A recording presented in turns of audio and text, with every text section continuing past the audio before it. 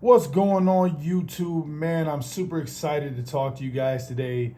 And we are definitely talking about foldable phones. Whether or not you're going to get one here in 2022, hit me in the comments below if you already have one or which one you have your eye on.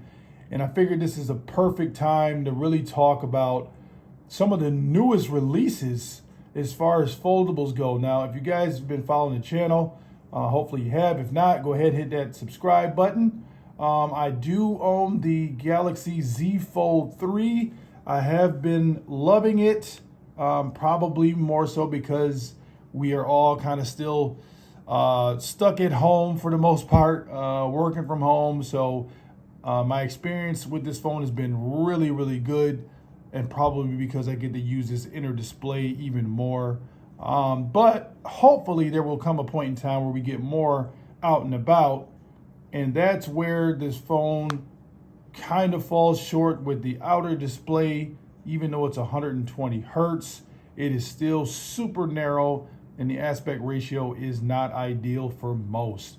So that is one of my major complaints about the phone. It's probably one of your major gripes about the phone. On top of that, the crease in the middle of this phone, even though I've gotten used to it, it is still very visible, and it can detract from other people being interested in the phone. I've actually had people tell me that they were waiting until the crease is gone. So hopefully Samsung is working on that. I'm pretty sure they are, because there's so much competition now, and competition is really good.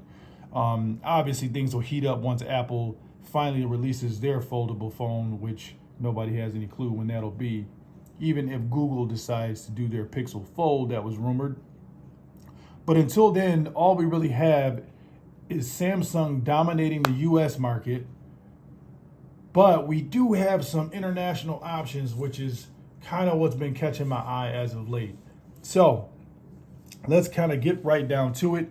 GSM Arena is where I go and I compare a lot of specs and take a look at different devices, especially those that aren't readily available. So right now, you don't have a whole lot of options as far as competition for the Fold here in the US, aside from something like a Surface Duo and Surface Duo 2, which is still a good device in its own right if you're looking for something that's like a dual screen. So if you're used to using maybe like a dual monitor setup and you want your phone to mimic that experience, then I would suggest checking out the Microsoft Surface Duo 2. But just like anything else, that one also has its weaknesses. Now, enter the Oppo Find N, which was, as you can see, released in late December. So I've kind of had my eye on this device. Shout out to Gigi. And if you guys don't follow Gigi, make sure you do. I know that she owns the Oppo Find. So this is a phone that you definitely have to order. It's not something that you can just go into a store here in the US like a Best Buy or something like that and purchase. But what it does is it kind of addresses some of my gripes that I have with the Z Fold 3. For example, the aspect ratio on the outer display. So if we're looking at the displays here, as you can see, it does call out that the cover display obviously is an AMOLED display, but it's almost 5.5 inches. So it's a wider display with an 18:9 aspect ratio, which is a pretty good ratio and very usable. One downside is that it's only going to be a 60 hertz display for that outer screen, as opposed to the Fold 3 right here has the 120 hertz display, but it is 6.2 inches, which is a 25:9 aspect ratio, which is very narrow.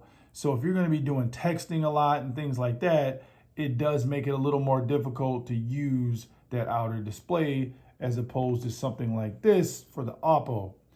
Now, one other major difference is the inner display. So with the Fold unfolded, you get a 7.6-inch display, and with the Oppo Find, you get a 7.1-inch display. So that one is almost like a square as opposed to my Z Fold. So I really love the Z Fold aspect ratio internally, And the thing about it is I could just turn this thing horizontally and get a very similar experience that I would with the Oppo. And in fact, if Samsung decides to minimize this crease, I'm thinking that all they really have to do is make it so that the folding piece or the crease or the hinge is kind of like done horizontally, if that makes sense. So instead of having it fold here, you would have it fold here in the middle if you turn it horizontally. So that would actually give it a bigger outer display. So now we're talking about this side being basically all display. So I would love to see them implement that. I don't know if they're going to do it. I guess we'll find out around August if that's going to come on like the Z Fold 4. So more to come on that. But getting back to these specs here. So what are we losing though? So if I go after this Oppo Find, which let me see if it has the pricing here.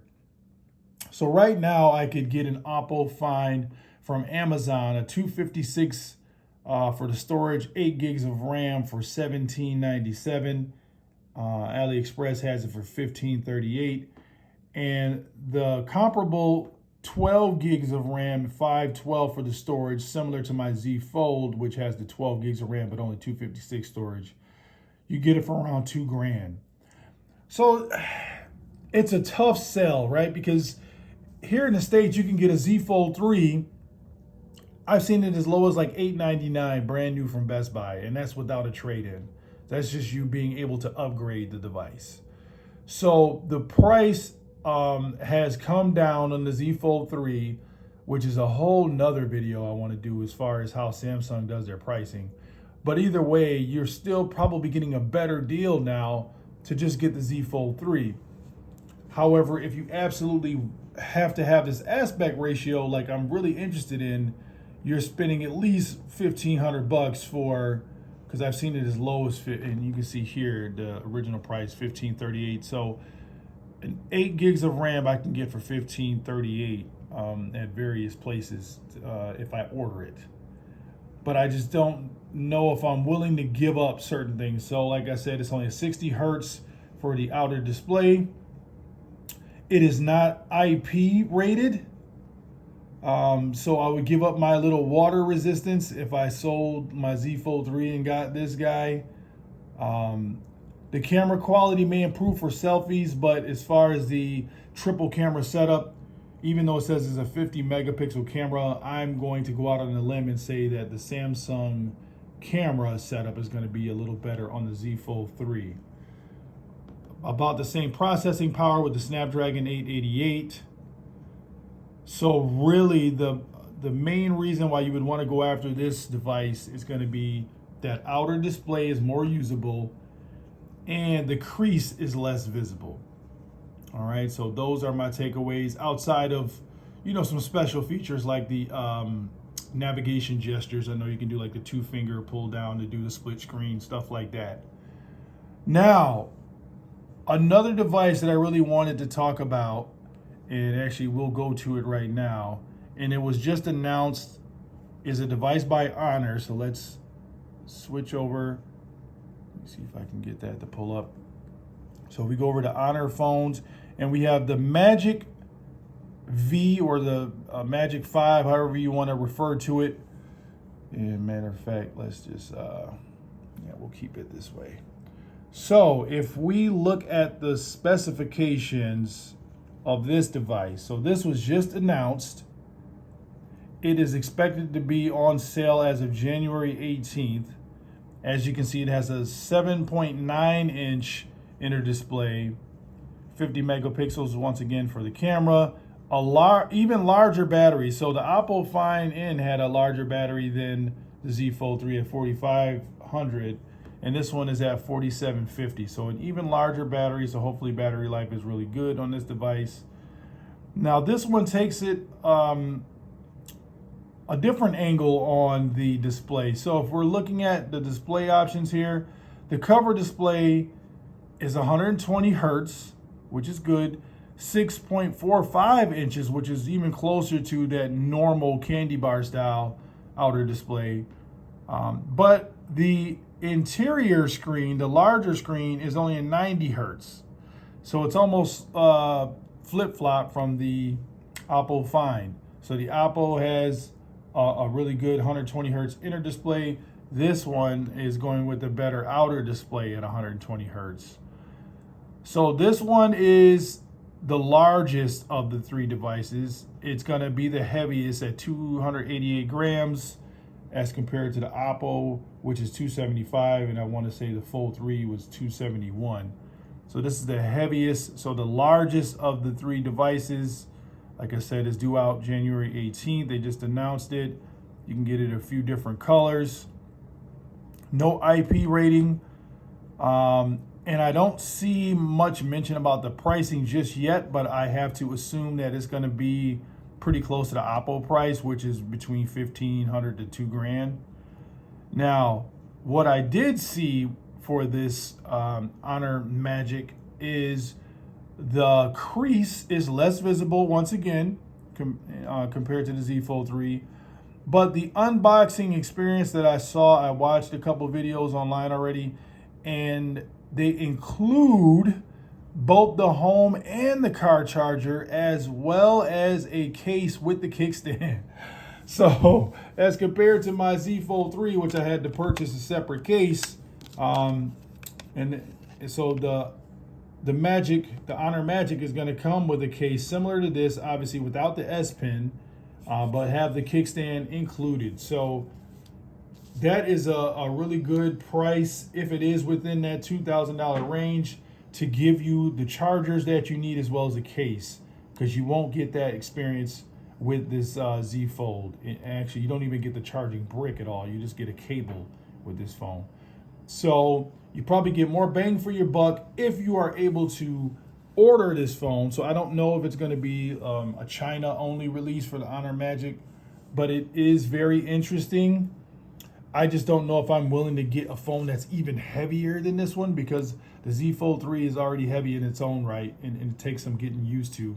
Now that I'm used to it, maybe it wouldn't bother me as much, and I would like a larger cover display.